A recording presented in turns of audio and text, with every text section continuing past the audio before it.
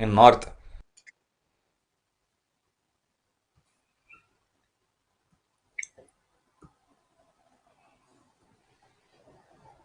Hare Krishna, everybody. We'll start our class.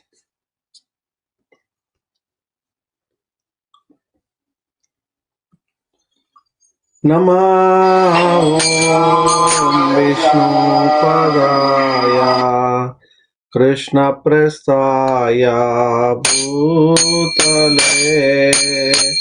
Srimate Bhakti Vedanta Swamin Iti Namine Namaste Saraswate Deve Gauravani Pracharine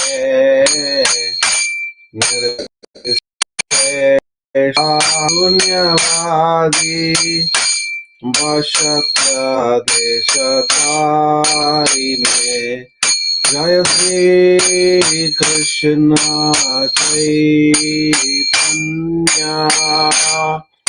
Prabhu Nityananda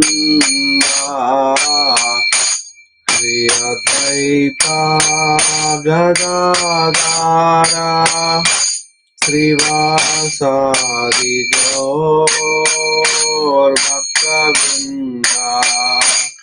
Jaya Sri Krishna Chaitanya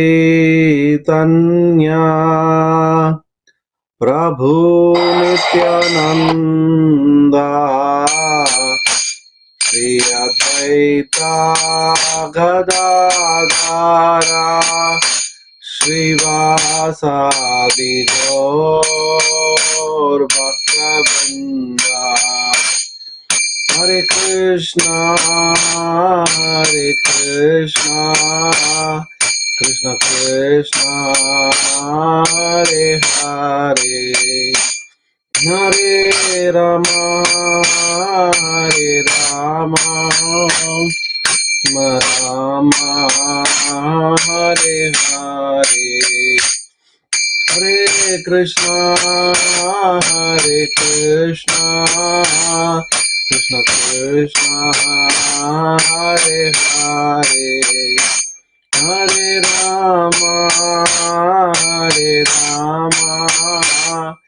Rama Rama, Hare Hare. Hare Krishna, Krishna Krishna, Hare Hare, Hare Rama, Rama Rama, Hare Hare.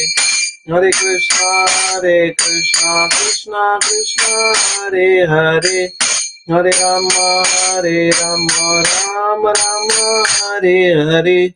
Hare Krishna, Krishna Krishna, Hare Hare, Hare Rama, Rama Rama, Hare Hare. Hare Krishna, Krishna Krishna, Hare Hare, Hare Rama, Rama Rama, Hare Hare. Jayo Radha Gopinatha, Radha Gopinatha, Shri Radhe. Jayo Jagannatha, Jaya Baladeva, Jaya Subhadra Mai, Jaya Sudarshana. Giri Govardhan, Giri Govardhan, Giri Govardhan, Jaya Giri Govardhan, Jaya Gauranitai, Jaya Gauranitai,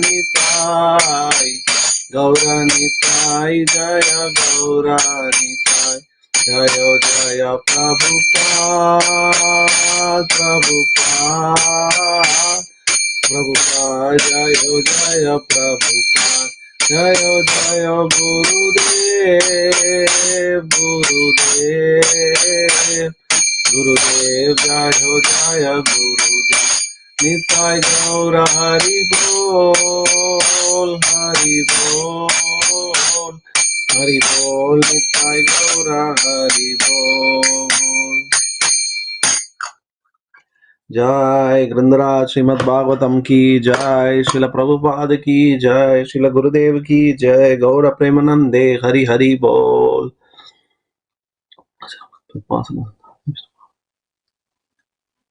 विश्वोत्तरेतम सर्वेषां तथा।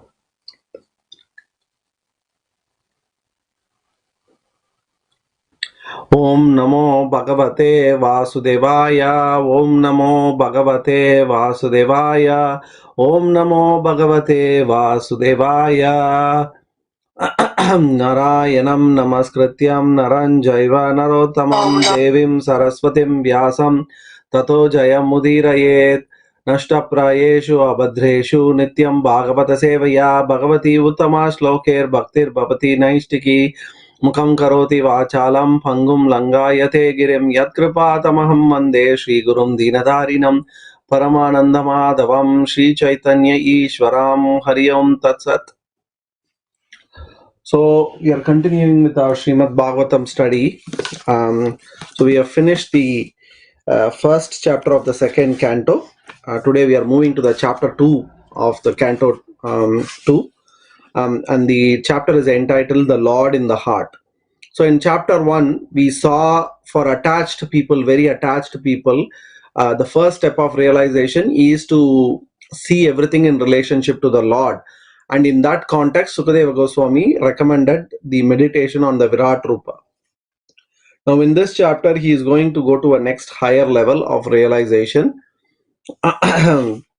So we will see. Most probably we'll finish until text 14 or 15 today. The first 14 or 15 verses, they talk about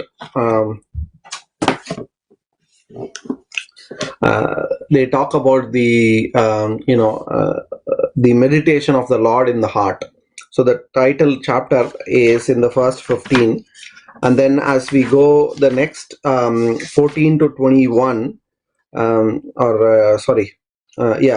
to 21 is about leaving the body through yoga, and then finally the last the middle 9 verses are about the yogi transferring himself beyond the universe, and then finally the conclusion is all of it leads to devotional service.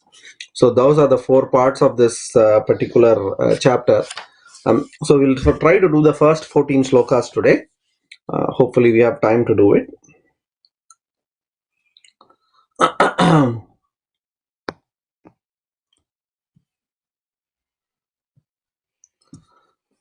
Text 1.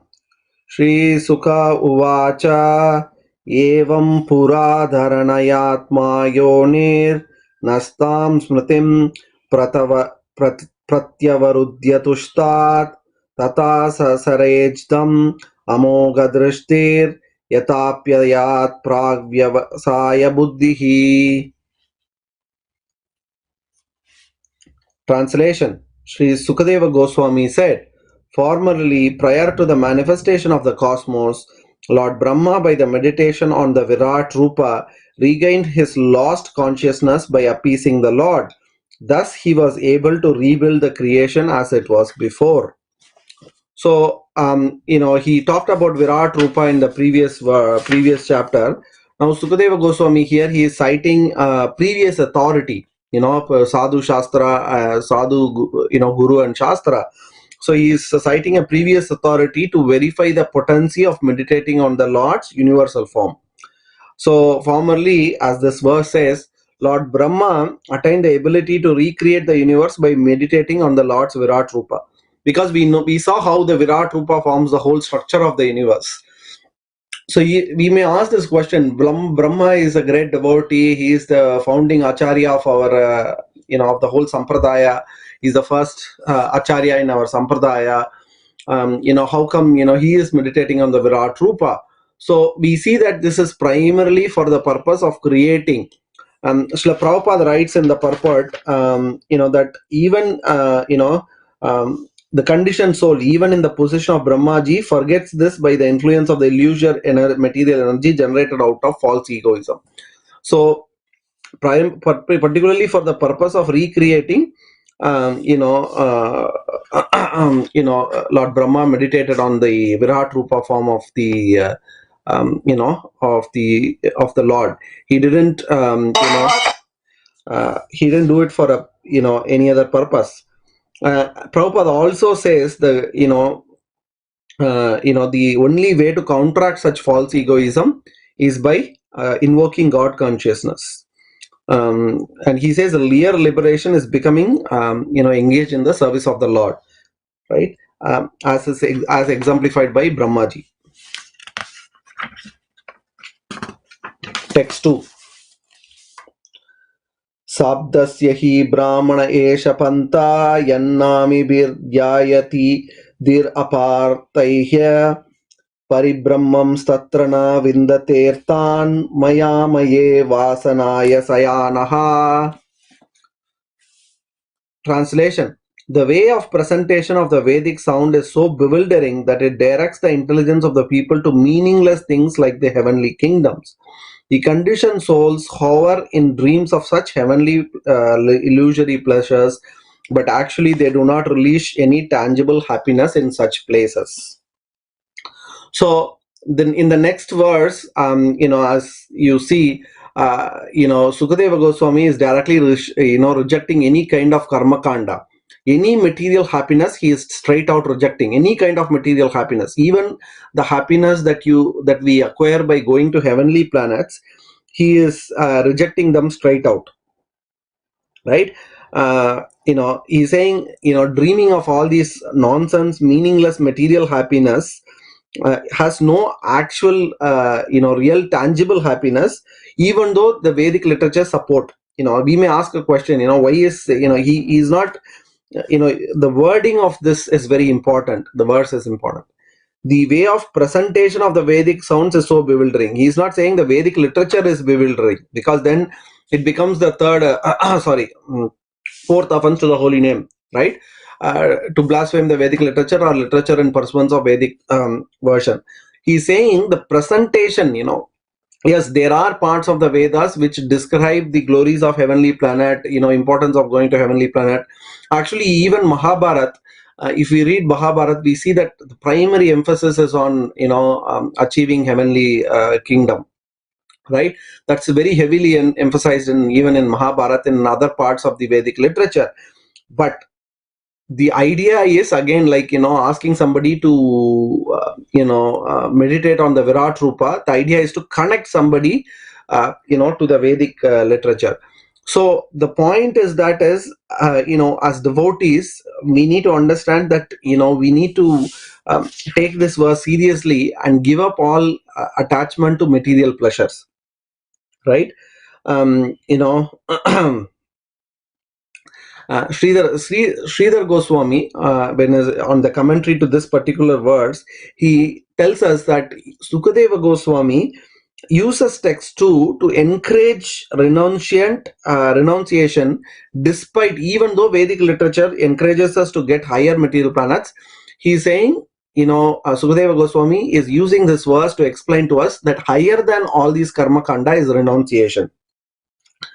And Srila Prabhupada also in the purport, he writes, the real happiness is in the kingdom of God, where no one undergo the pangs of material existence. Therefore, the Vedic ways of fruitive activities for living entities are misleading. And he also goes on to say, indirectly, Srila Sukadeva Goswami affirms that Parikshit Maharaj, in the last stage of his life, should not desire to transfer himself to the so-called heavenly planets, but should prepare himself for going home back to Godhead. So basically, Srila Prabhupada in the purport very clearly defines the difference between temporary happiness and a permanent happiness, and he uses this verse to explain to us that we need to stop hankering for temporary happiness. Text 3. Ata kavir namashu yavad artaha syad apramato vyavasaya buddhihi siddhye anyatartena yateta tatra parishram tatra samikshamanaha. Translation: for this reason, the enlightened person should endeavor only for the minimum necessities of life in the world of names. He should be intelligently fixed and never endeavor for unwanted things. being competent to perceive practically that all such endeavors are merely hard labor for nothing. So he is further condemning the the all the effort that we put to be happy in this material world. Srila Prabhupada talks about, in the purport, he talks very detailedly about how this whole advancement of civilization is basically is actually just animalistic civilization. All the advancement that we have is of nothing, because they are in the same category as the animals, eating, mating, sleeping, and defending. And Srila Prabhupada actually says we should not even use the word civilization to describe such people, because in later in this thing, because we are not actually civilized. Real civilization, really civilization means advancing in spirituality. um, you know um, and he also explains, while in the world of names, what is this world of names? Everybody wants their names. Great people fight. We don't even know the name of the kings who existed. For example, they talk about great pharaohs who built the pyramids, but we have very, very little information about them. Most of it is speculated. It may be true, it may not be true. Similarly, after some few thousands of years, even people like Alexander will be forgotten. So it's just for the it's in for some course of time it is there, and then the name is completely forgotten. So we shouldn't keep this words very strongly in our mind, because even as devotees we get allured or taken away by the world that we are living in. And that's why it is very necessity to read Bhagavatam again and again, because it gives us the reminder every day. So when we read this version, for this reason the enlightened person, so it basically talks about people. Enlightened means one who knows the truth, real truth. So after coming to Krishna consciousness, we have understood what we have understood, that I am not the body, I am the soul. Krishna is the supreme personality of Godhead, and I am a part and parcel of the Lord. So once we know that, we should slowly start minimizing our material necessities.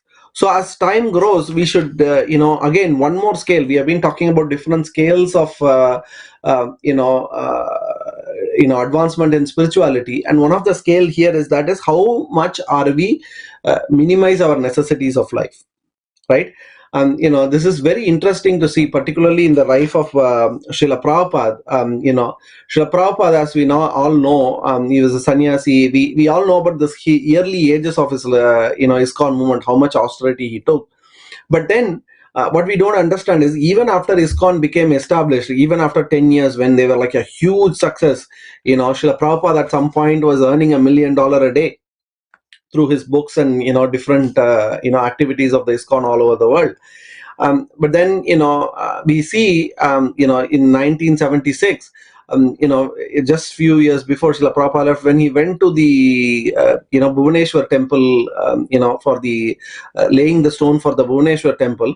Actually, if you read that particular pastime, you will see that Srila Prabhupada he lived in a small hut house, open toilet. There's no water tap, nothing. It was surrounded by snakes and this and that. Srila Prabhupada was very adamant that he doesn't want to stay in a wealthy non-devotee's house or in a hotel, 5-star hotel. No, he was very clear that I want to live in the land where my disciples are going to build a temple. So Srila Prabhupada, we see that he has minimized his necessities. That doesn't mean that we give up everything. Srila Prabhupada still was earning $1 million a day. He had 108 temples all over the world. He was using everything for the Lord, of service of the Lord. But for him personally, he had such minimum necessities. He had very simple prasadam, sleeping only 2 hours a day. He had minimized his necessity to the point that shows the advancement of a pure devotee. Similarly, that doesn't mean that today we just give up everything, go live in a place of snakes and this thing. But slowly, as we advance in devotional service, we should start giving up our attachments. We don't have to give up that. It's not that for example, if we are working in a job, we don't have to give up the job, but we have to give up the idea of the attachment to the job or attachment to the money. So giving up the attachment and giving up the object itself are two different things. Even after giving up an object, we may still be attached to it, right? So whereas once we give the attachment itself, then even if we possess the object, it will not affect us negatively. The cause of problem is not the object, money, gold, or any kind of object that we possess is not the cause of our problem. Our attachment to that object is the cause of the problem, including the body, right? Everything when we use it in the service of the Lord and start detaching ourselves from it, automatically then we will start advancing in Krishna consciousness. So as we enlighten, the first most important step is to slowly give up all these things. That's why Sukadeva Goswami here instructs the king, do not waste your life energy chasing behind material enjoyment. So endeavor only that to obtain the minimum requirements to maintain your body while you are in this world, right? Working for more than this is useless labor. So then again the question asked, how much is minimum? What is minimum? That's why he is explaining the minimum. The minimum is to requirement is to maintain your body. Whatever is needed to maintain our body, with we need to endeavor only that much. So Sukadeva Goswami is very clear, right? So then we may ask, okay, you're talking about minimizing our one's need, but how can I acquire one's need? I need food, I need shelter, clothing, how can I attain all these without sustained effort? So Sukadeva Goswami describes the simplest way to maintain without jobs, credit cards, or commuting 40 miles every day, like worse than even dogs. He is talking, just rely on nature's gifts. So he talks about that in text 5. Chirani kimpati na santi dishanti bhiksham navi naivangripa parabhrata saritopya asusyan rudagguha kim ajito vati nopasannan kashmad bhajanti kavayo danadurmadandan. Translation: are there no torn clothes lying on the common road? Sorry. Oh, sorry. I think I missed text 4. Let's first finish text 4. Satyam kshitau kim kashipor prayasair baho swasidehi upabramnai kim sati anjalu kim purudanna patriya digvalkaladau sati kim dukulai. Translation: so we can see text 4 and 5 together. When there are ample earth flats to lie on, what is the necessity of cots and beds? When one can use his own arms, what is the necessity of pillow? When one can use the palms of his hand, what is the necessity of variety of utensils? When there is ample covering or the skins of trees, what is the necessity of clothing? And then we saw the text 5. Are there no torn cloths lying on the common road? Do the trees which exist for maintaining others no longer give alms in charity? Do the rivers being dried up no longer supply water to the thirsty? Are the caves of the mountain now closed? Or above all, does the Almighty Lord does not protect the fully surrendered souls? Why then do the learned sages go to flatter those who are intoxicated by hard earned wealth? So there are these two verses are very important. It talks about the most minimum standard, but then we are living in such a time that only even a rarest very advanced Atma can possess the capacity and facility to live such a way, right? Such a carefree and simple existence. Rivers are now polluted, most of the rivers are dried up. They are not anymore perennial. They are dried up, and very few trees bear fruit, and governments arrest the homeless people as as vagrants. Even the caves, the mountains are closed. You can't access many mountains. But then the idea is not just like, Prabhu, I don't have a tree, I can't get a fruit and this and that. But that's not the idea. The principle of living simple is to support the higher thinking. So that principle, simple living and high thinking, that remains the same, right? Srila Prabhupada points out in his purport to text 4, the necessities of life for the protection and the comfort of the body must not be unnecessarily increased, right? So Prabhupada is giving a very clear instruction on this. Why? Again Prabhupada answers that also.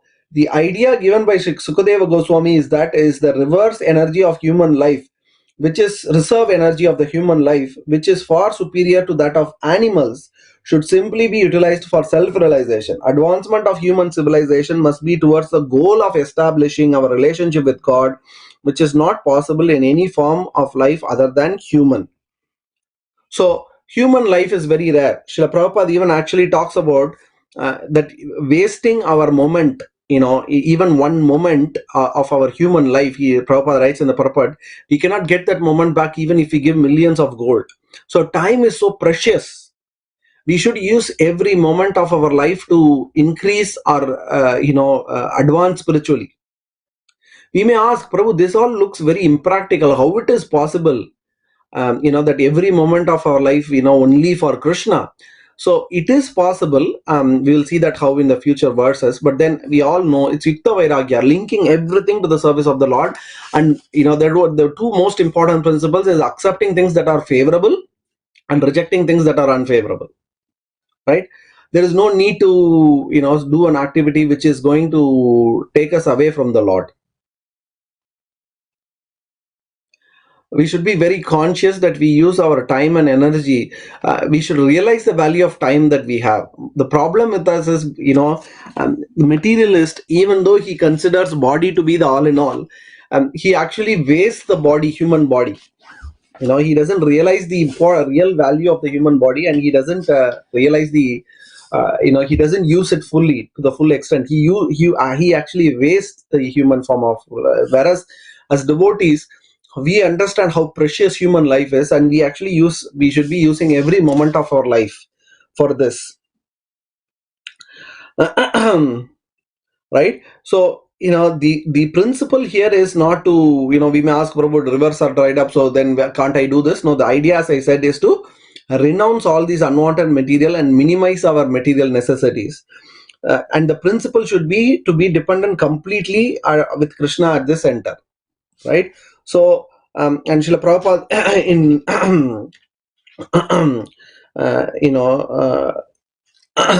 if that is the case, that's why it is very important that the last line is added. Why do then learned sages go to flatter those who are intoxicated by wealth? So Srila Prabhupada in the purport, he very hardly criticizes these people, that we should, after giving up everything and becoming a renunciate, we shouldn't do that just to beg, right? Just because sannyasi, everybody will give good, sannyasi, everybody will respect, I'll get a free place to say, that's not idea, right? It's not only for sannyasi, any kind of devotee. The devotional service is not to acquire something material or to get name and fame. That should not be the aim of, devotional service. Right? And Srila Prabhupada very clearly says, the first duty of a person in the renounced order of life is to contribute some literary work for the benefit of human being in order to give him realized direction towards self-realization. And Srila Prabhupada talks about how the Goswamis, they used to, give classes in Radha Damodar place, where Srila Prabhupada used to there. It was used as the place where Seva Kunj discourses among themselves at Seva Kunj Vrindavan. He talks about the Radha Damodar place where all the Goswamis will come and give lectures, and other people will come and hear about the importance of devotional service. So, the whole idea is, after becoming devotees, we shouldn't again use devotional service. The point is this: devotional service should not be used for any kind of material gain. It's a waste, because to give up material thing and renounce, and that's, then only we can come to devotional service. Now, by Krishna's mercy, by Mahaprabhu's mercy, by Srila Prabhupada's mercy, we have got that devotional service itself. And if we are going to use that devotional service again for our material benefit, even though we are attached, still Krishna is merciful to give us this devotional service. So we shouldn't misuse that and, use it to gain anything material.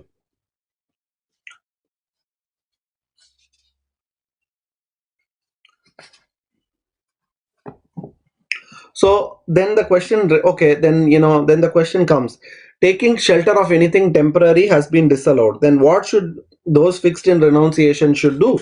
That is answered in text 6. Evam svachitte svatata eva siddha atma priyo artho bhagavan anantaha tam nivrito niyatartho bhajeta samshara hetu paramascha yatra. Translation: thus, being fixed, one must render service unto the super soul situated in one's own heart by his own omnipotency. Because he is the almighty personality of Godhead, eternal and unlimited, he is the ultimate goal of life, and by worshipping him, one can end the cause of the conditioned state of existence. So, you know, here Sukadeva Goswami is very clearly giving directions, right? Sukadeva Goswami's instructions now, he said what not to do. Now he will say what to do, from negative to positive, what to give up. Now he is saying. So he has already recommended thinking of the Lord's Virat Rupa in the previous chapter. Now he is going to lead Parikshit Maharaj to the next step. He is answering to Parikshit Maharaj one step further higher in renunciation, right? He's saying the king doesn't have to go anywhere, right? He says the king, that super soul is in everybody's heart, right? So that is what he is explaining. One must, being fixed, one must render devotional service unto the super soul situated in one's own heart by his omnipotency. So, and what we should do, not to that, we should render service to him. He's a substance. Krishna is in the heart. He's not an illusion. He is the Almighty, and he is the ultimate goal of life. And by worshipping him, we can end this material existence, right? So this whole cycle of material existence can be ended by meditating and servicing on the Lord. So one should worship the super soul and love him as much as we love ourselves. So that is the next step. That type of service will satisfy the soul. So Sridhar Goswami, in his commentary on this particular text, verse 6, he says, the word evam means, the evam is given is after renunciation. Okay, I have given up everything, I have become detached. What should I do? I use everything in the service of the Lord. The renouncement means not giving up everything, going sitting in a corner, but it should means service. Right? So Srila Prabhupada very detailedly talks about the service, how generally a conditioned soul serves his wife, family, children, husband, his city, country, the company that he works for. But if we want to get out of samsara, then we should do service to the Supreme Personality of Godhead. So, and when we serve the Lord will protect us. Prabhupada again gives the example of a child taken care by a small child taken care by a mother. A child doesn't go for work, he doesn't think about his body, anything. Whatever is needed, his mother gives him, provides to him. Similarly, if we surrender to the Lord and engage in His service, the Lord will automatically,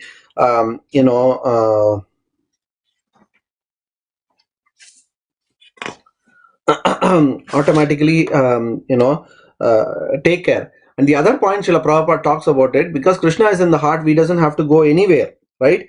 There is also a song by Narottam Dasa Thakur in Prema Bhakti Chandrika. Narottam Dasa Thakur writes, the mistake, the struggle to travel to various holy pilgrimage places is simply the mind's mistake, because to make spiritual advancement, all one needs is the lotus feet of Lord Govinda.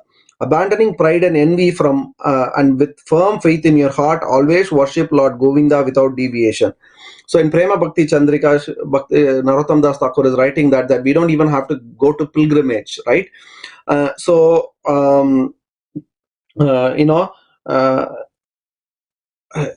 that doesn't mean, this is, the idea is to emphasize, right, that only if I go to only when I go to Mayapur. If India, you take non-devotees, they'll do some nice things only when they go to a holy place. The moment they come back to their home, they'll do all nonsense back again, right? That is condemned here. The idea is I'll just go 1 or 2 days, I'll do some nice seva, and then I'll come back and I'll do nonsense. No. But then if we go there for the purpose of spiritual advancement, that is good. Prabhupada also writes, this does not suggest, however, that we should not go to the places of worship, namely the temples, churches, and mosques. Such holy places of worship are also occupied by the Lord, because the Lord is omnipresent. For the common man, these holy places are centers of learning about the science of God. So why do we go to holy places? Why do we go to Mayapur, Vrindavan, Jagannath Puri? Not just to have darshan and come back, but to learn and increase our spiritual knowledge. Text 7.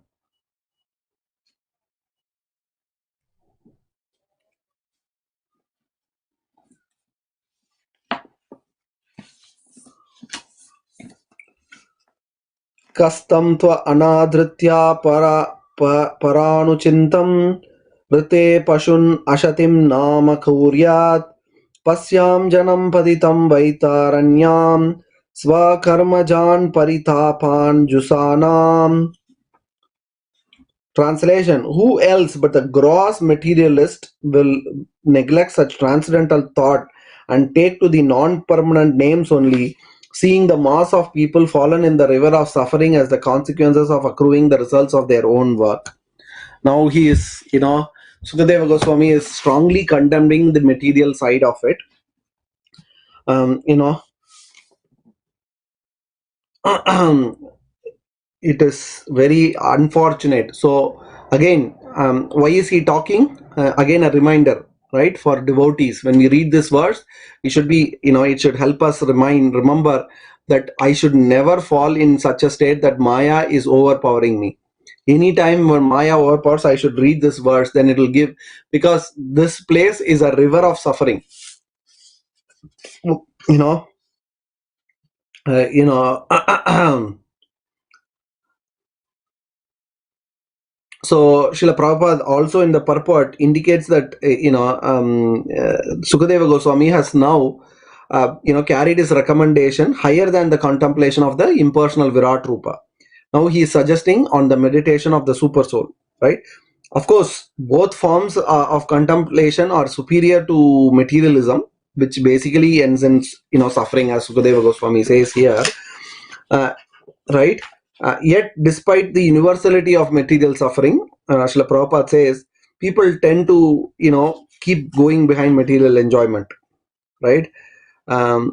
People always elude them. Not in this next, when I turn the next corner, I'm going to be happy. Next thing in my life is going to give me happiness. If I achieve this, it's going to make me happy.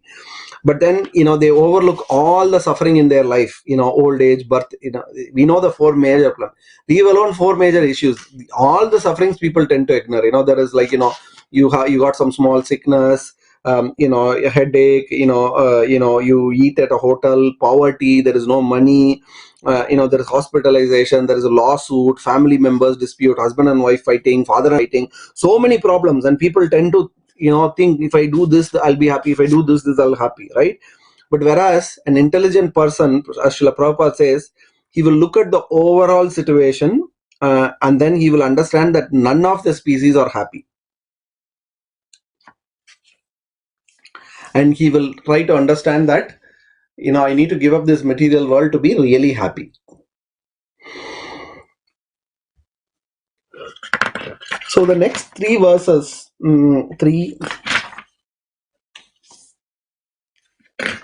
next 5 verses, Sukadeva Goswami actually he describes the what you call as the super soul form of the Lord. He describes the beautiful form of the Lord. Text 8. Kechitvas dehantar hridaya vakshase pradeshamatram purusham vasantam chaturbhujam kancharatanga shanka gadadaram dharanaya smaranti. Translation: others conceive of the personality of Godhead residing within the body in the region of the heart and measuring only 8 inches, with 4 hands, carrying a lotus, a wheel of chariot, a conch shell, and a club, respectively. So this is the first verse where Paramatma realization is explained, right? Because how can we visualize the super soul? He should be, that he should be thought of as measuring only 8 inches compared to Virat Rupa, who is covering the whole universe. And he is pure, and he is carrying club, disc, conch shell, and lotus, right?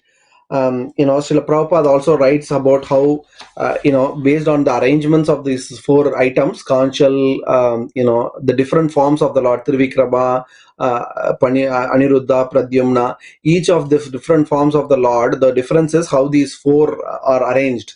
Shankha Chakra Gada Padma. Based on the arrangement of Shankha Chakra Gada Padma, we can identify the form of the Lord.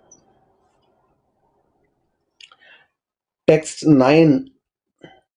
प्रसन्नवक्त्रं नलिनायते क्षणं कदम्बकिञ्जलपिशाङ्गवाशशं लसन्महारत्नहिरण्मयाङ्गदं Spuran Maharatna Kirita Kundalam. His mouth expresses his happiness. His eyes spread like the petals of lotus, and his garments yellowish like the saffron of a kadamba flower, are bedecked with valuable jewels. His ornaments are made of gold, set with jewels, and he wears a glowing headdress and earrings. So this further explains the beautiful form of the Paramatma. There is no purport to this verse. Text 10. His lotus, sorry. Unnida Hrit Pankaja Karin Kalaye Yogeshwarastapita Pada Pallavam Sri Lakshanam Kaushdubaratna Kandaram Amlana Lakshmya Malaya Chitam. Translation. His lotus feet are placed over the whorls of lotus-like hearts of the great mystics. On his chest is the Kaushtuba jewel, engraved with beautiful calf, and there are other jewels on his shoulders. His complete torso is garlanded with fresh flowers. So these two verses describe the beautiful form of the Lord, and now we'll go to text 11. Vibhushitam Mekalayangulikir Mahadanair Nupura Kankanadibihi Snigdamala Kunchita Neela Kuntalair Virochamanana Hasapeshalam. Translation. He is well decorated with an ornamental wreath about his waist and rings studded with valuable jewels on his fingers. His leglets, his bangles, his oiled hair curling with bluish tint, and his beautiful smiling face are all very pleasing. So here Sukadeva Goswami is describing every part of the transcendental beauty of the Lord, one after another. Whereas the impersonal feature of the Lord is but only his radiation, right? Like the sun from the rays, whereas the Paramatma has the personal form of the Lord. So to attain the benedictions of the Lord, naturally we should neglect the impersonal to meditate on the Lord's personal form, right? So that is emphasized by Srila Prabhupada here. Because meditation on the Lord, on the form of the Lord, is one of the most essential, principles of Bhakti Yoga, and it automatically gives us detachment and knowledge. So we saw Vairagyam and Jnanam, right? So is our byproducts of Bhakti.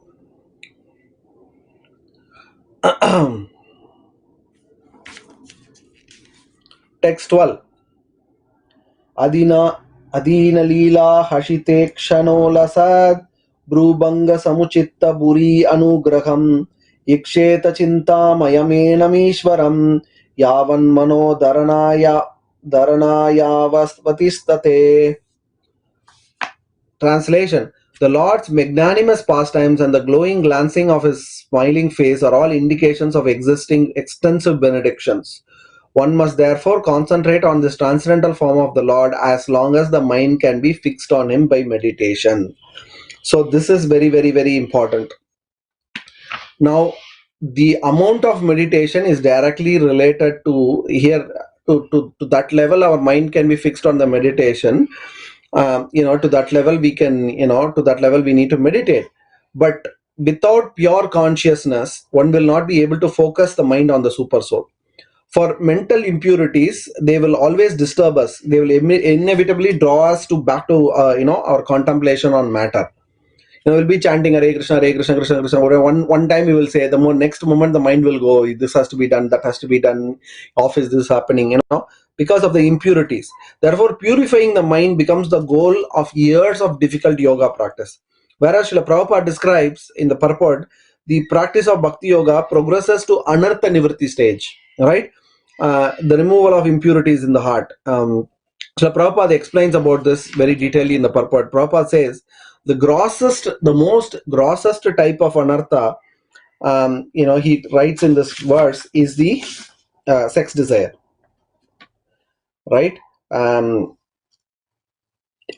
it is primarily developed in the union of male and female, right? And this is further aggravated by accumulation of buildings, children, friends, relatives, and wealth. And then when such things are acquired, the conditioned soul becomes overwhelmed by such engagements and the false sense of egoism of myself and mine becomes prominent. And then this sex desire, it kind of expands to various political, social, altruistic, philanthropic, and many other unwanted engagements, resembling the forms of a sea waves. There is no end to the sea waves, so there is no end to this material desires.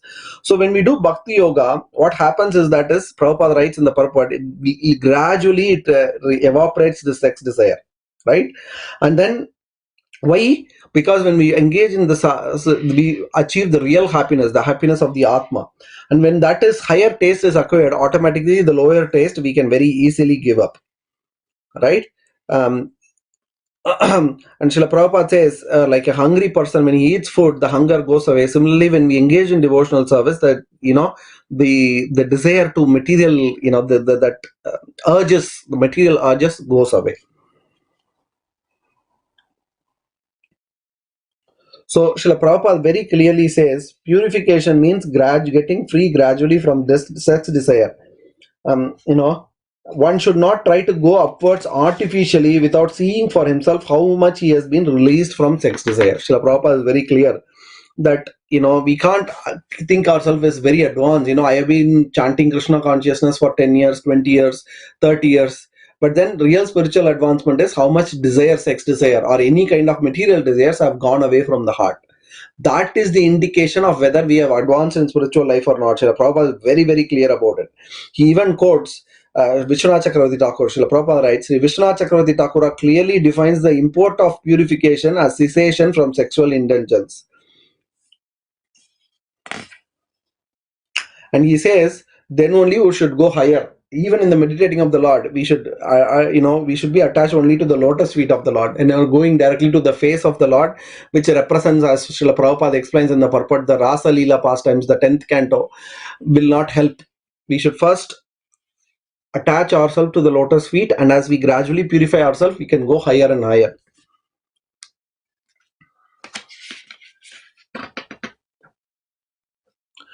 And that is explained, why we should not jump, how gradually we should go is explained in the next verse, text 13. Ekaikasho angani dhyanu padati yava dashitam gada britaha jitam sthanam apohya darayet param sudyati diryata yata. Translation: the process of meditation should begin from the lotus feet of the Lord and progress to his smiling face. The meditation should be concentrated upon the lotus feet, then the calves, then the thighs, and this way higher and higher. The more the mind becomes fixed upon the different parts of the limbs, one after another, the more the intelligence becomes purified. So this is exactly what we were discussing in the previous words, that we should not artificially jump, and meditate, right?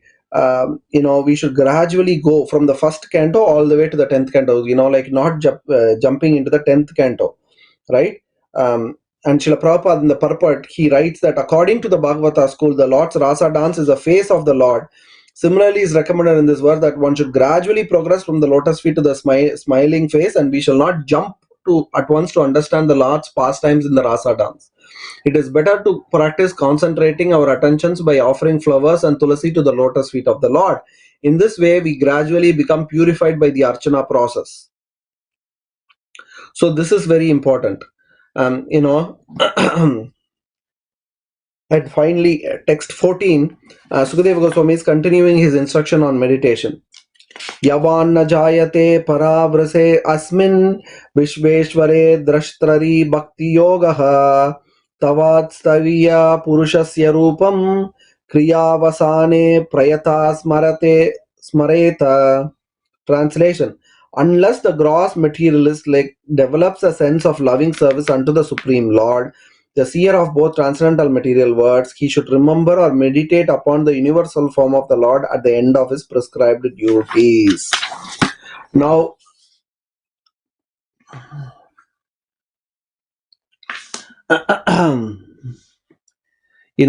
so he has talked, but then this is he is very clearly and very strictly he is saying this is only for an unattached yogi. For attached person, one who wants to do yoga but he is still very attached, it is better to practice the Virat Rupa, or in an indirect way, Srila Prabhupada again places the meditation on the Virat Rupa on the right perspective.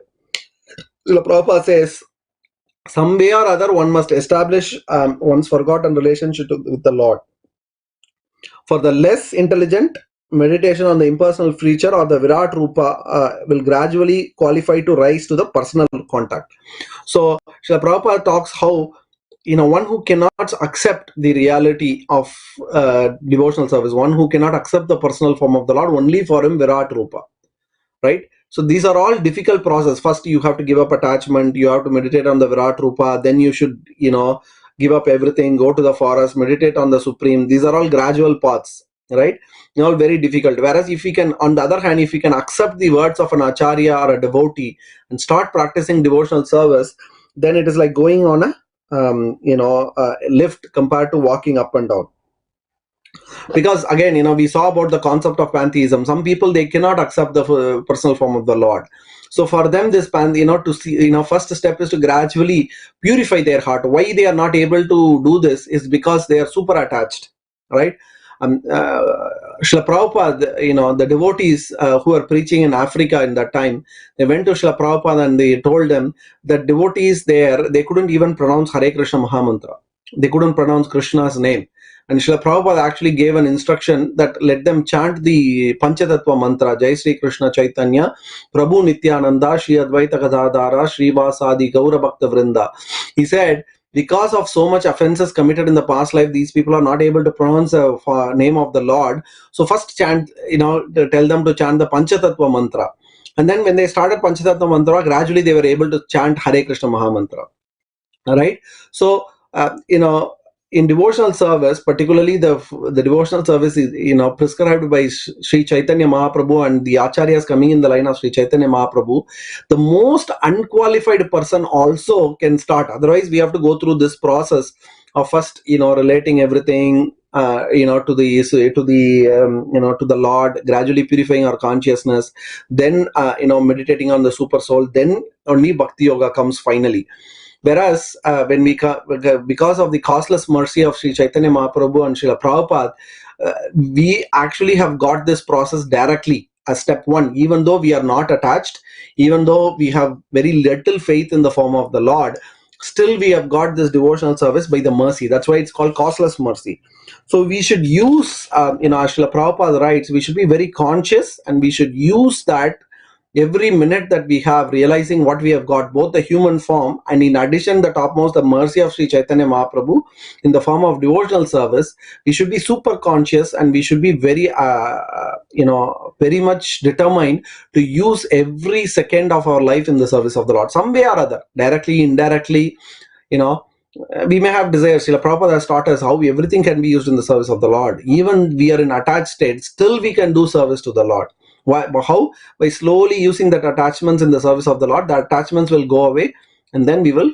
So we don't have to go through this difficult process. Rather, we can use the most easy, simple, and joyfully performed devotional service. But the only thing is, we should be very determined. We should understand its value, and we should be very determined. Come what may, whatever happens, I will not give up my devotional service, and I will not waste my time in unwanted material things. This should be a very clear understanding for a devotee. So this finishes the first part of the second chapter, which talks about it. The next two, which 15 to, as we saw, 15 to 20, 15 to 31, is it talks about leaving one's body through yoga and how the yogi transfers himself from material world to the spiritual world. That's explained in the next 15 verses. Probably we'll see it in the next class. So I'll finish my class here. Thank you all. Hare Krishna. Vrindaraj Srimad Bhagavatam ki jai. Srila Prabhupada ki jai. If you have any questions, please text me in 0414018739, and then I can talk about that question in the beginning of the class. And then we can go to the next part of the Bhagavatam class. Thank you all for joining. Jai. Hare Krishna.